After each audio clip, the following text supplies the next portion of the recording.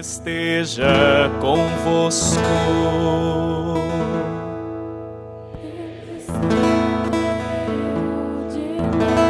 Proclamação do Evangelho de Jesus Cristo, segundo Lucas.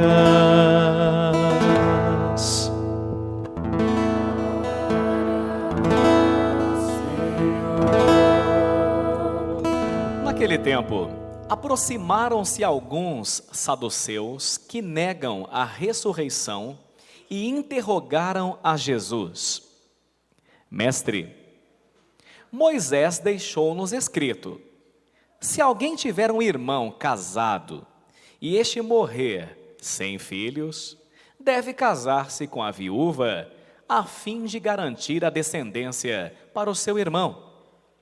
Ora, havia 7 irmãos. O primeiro casou e morreu sem deixar filhos. Também o segundo e o terceiro se casaram com a viúva. E assim os 7. Todos morreram sem deixar filhos. Por fim, morreu também a mulher. Na ressurreição, ela será esposa de quem? Todos os 7 estiveram casados com ela? Jesus respondeu aos saduceus: nesta vida, os homens e as mulheres casam-se, mas os que forem julgados dignos da ressurreição dos mortos e de participar da vida futura, nem eles se casam, nem elas se dão em casamento, e já não poderão morrer, pois serão iguais aos anjos. Serão filhos de Deus, porque ressuscitaram. Que os mortos ressuscitam, Moisés também o indicou na passagem da sarça, quando chama o Senhor de o Deus de Abraão, o Deus de Isaque e o Deus de Jacó. Deus não é Deus dos mortos, mas dos vivos, pois todos vivem para Ele. Palavra da salvação.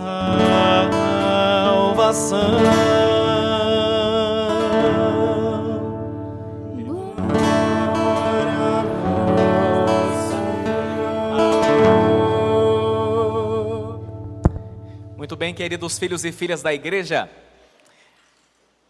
Na primeira leitura de hoje do livro de Macabeus, já é importante ressaltar que a Igreja Católica, quer gostem ou não, foi e é a única que guardou a Bíblia inteira, pois as outras Bíblias protestantes são Bíblias mutiladas, pois o protestantismo, com a reforma protestante do século XVI, mais precisamente do ano 1545, com Martinho Lutero, né, o protestantismo tirou 7 livros da Bíblia do Antigo Testamento, porque o protestantismo foi na esteira do judaísmo.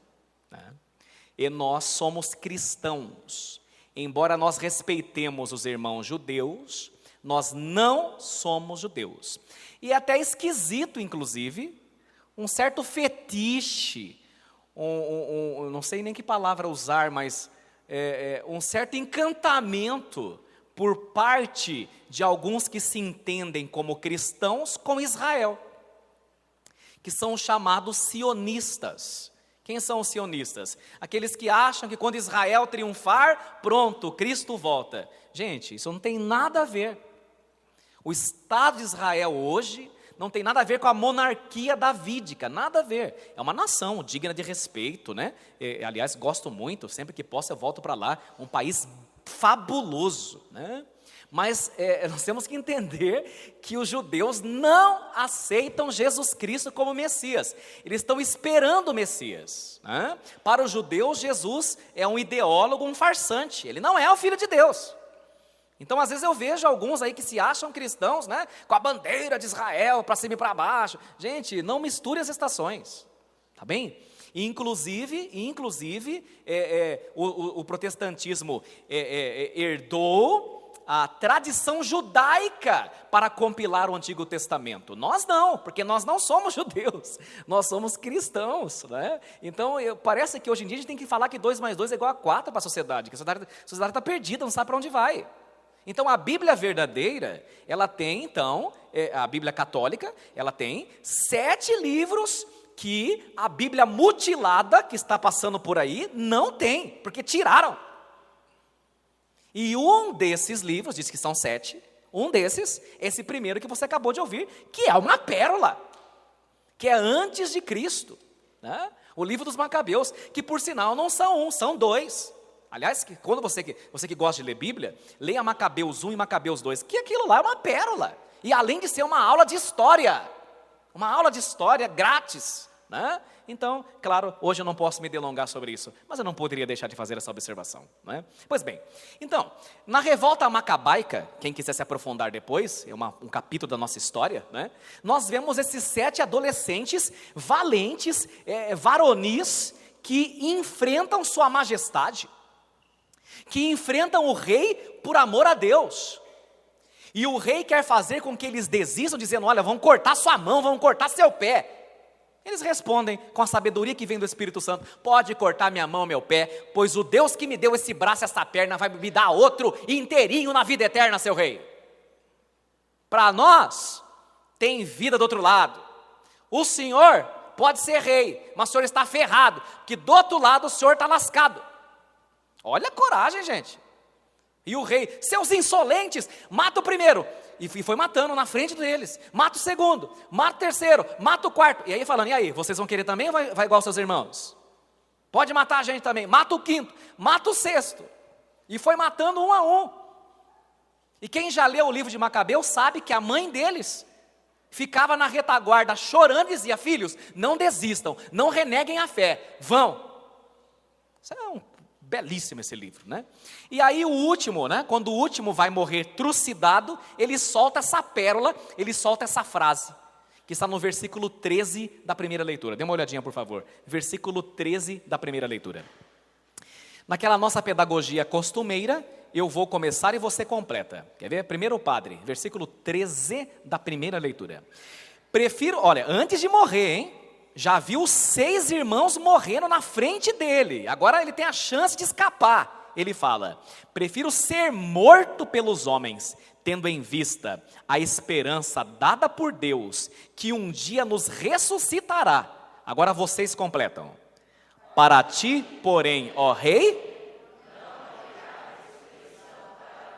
Então, sua majestade, o senhor vai ver, a gente se encontra do outro lado, campeão. Isso me faz lembrar um filme que foi um épico, não sei se todos viram, chamado The Gladiator, o Gladiador, né, um épico. E o slogan desse filme, desde que eu o li e ouvi, mexeu comigo. Desde que eu saí da sala do cinema, mexeu comigo. Diz assim: o que fazemos em vida ecoa por toda a eternidade. Olha só que isso é uma coisa seríssima. Se a gente entender isso daqui, a gente muda de vida. O que fazemos em vida ecoa por toda a eternidade. Não são poucas as pessoas que me perguntam, inclusive há menos de 15 dias me perguntaram de novo: ô padre, no céu eu vou saber quem foi meu pai, vou saber quem foi minha mãe, vou saber quem foi meu filho, vou saber quem foi meu marido? As pessoas me perguntam isso, né? Porque tem católico já velho de igreja que acha, que pensa que quando a gente morrer e a gente for para o céu, Deus vai fazer um apagão na nossa mente, né? E aí você vai chegar no paraíso, vai ver seu filho e vai falar: e você é quem? Né? Não, nós não vamos sofrer de amnésia, né? Então no céu nós vamos nos reconhecer. Você vai saber quem foi seu esposo, você vai saber quem foi sua esposa, você vai saber quem foi seu filho. Pelo contrário, você vai matar a saudade da turma. Vai ser uma festa que não se acaba mais.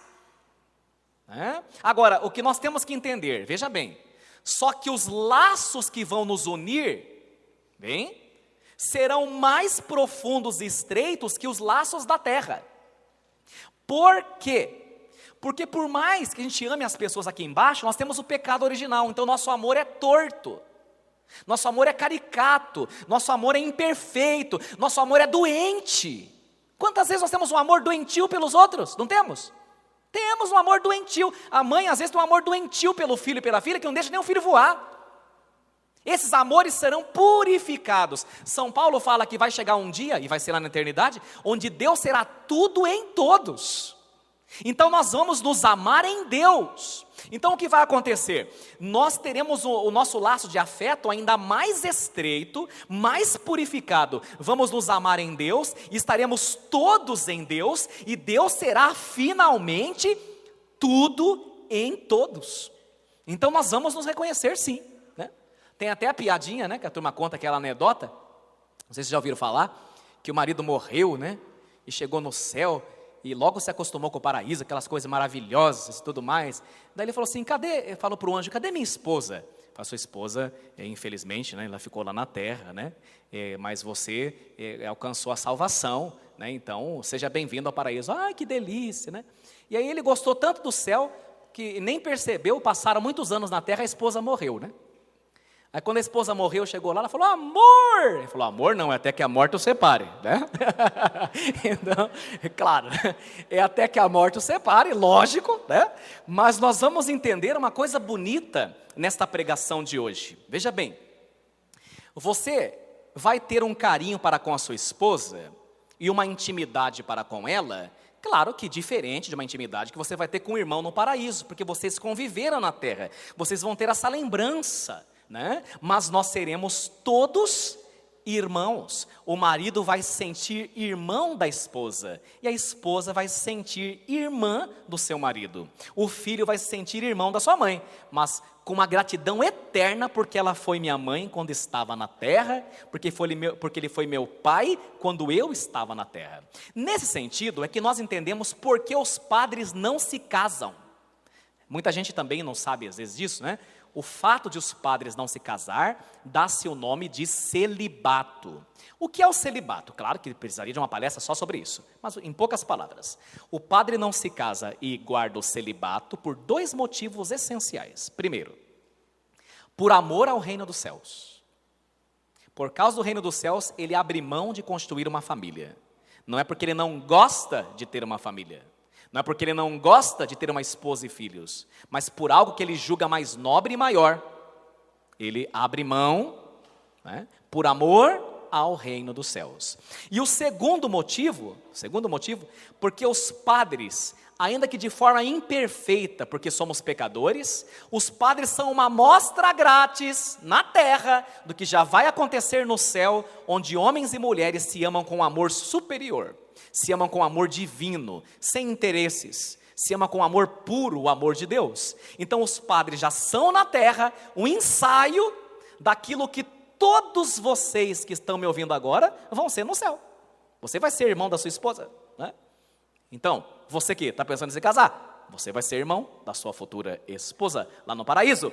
E nós padres já fazemos isso na terra para antecipar na terra um júbilo e uma alegria do céu. Por isso que a Santa Madre Igreja Católica nunca jamais abra mão do celibato, pois o celibato é um grande tesouro para a Igreja Católica Apostólica Romana e um sinal profético, inclusive, para esse mundo materialista e hedonista que busca o prazer pelo prazer.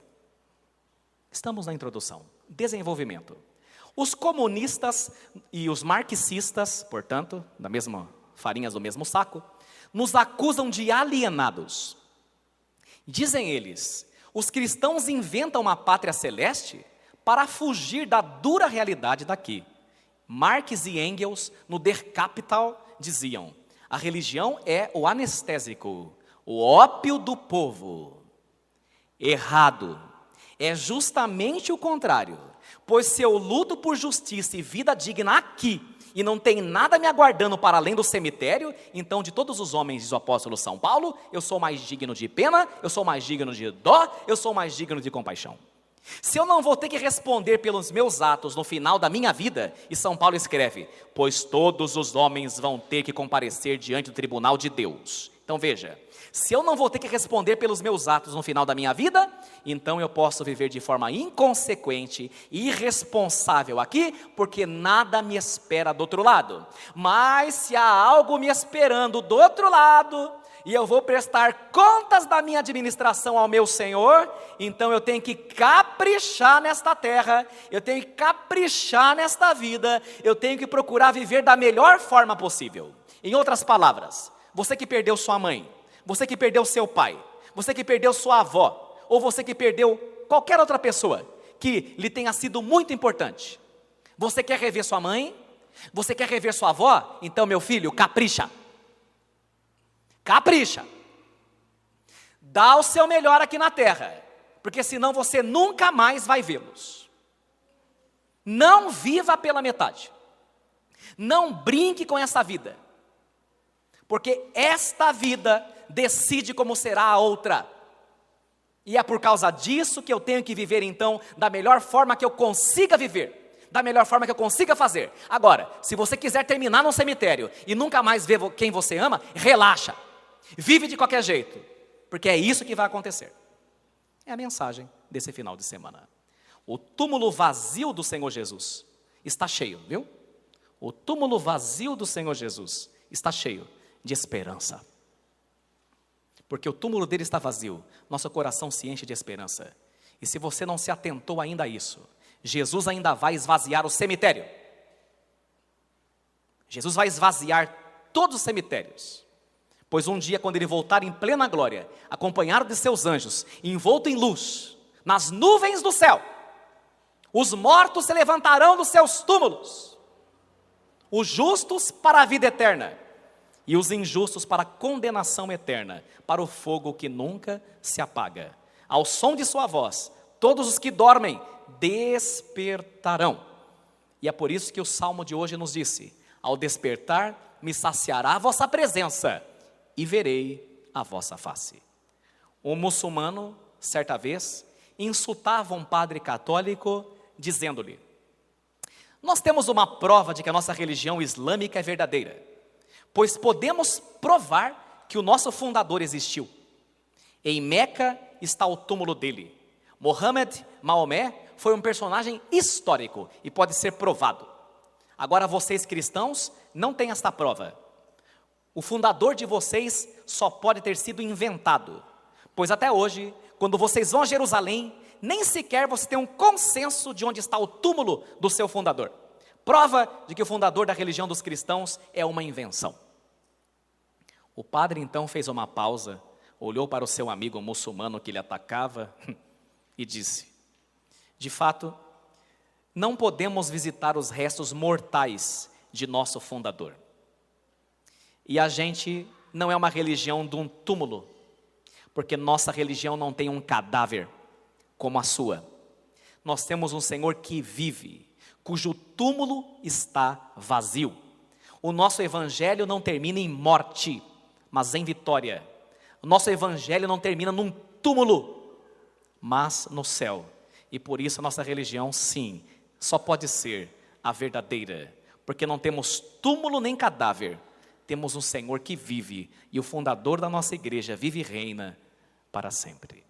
Por fim, uma última e importante colocação. Um homem, conta-se de um homem, que estava descrente de tudo, desanimado. Às vezes acontece com a gente também, né? Descrente, desanimado, desmotivado.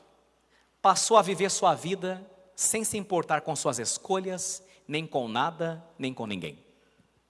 Embora fosse casado, tivesse uma família e uma mãe viva, não visitava mais a sua mãe. Não dava a devida atenção à sua esposa e não acompanhava mais os filhos na escola. Embora ele mesmo tivesse desistido dele, de Deus e de si, Deus ainda não havia desistido dele, pois Deus não desiste. Então um dia Deus bolou uma estratégia para salvar o rapaz. Deus fez com que aquele homem sonhasse.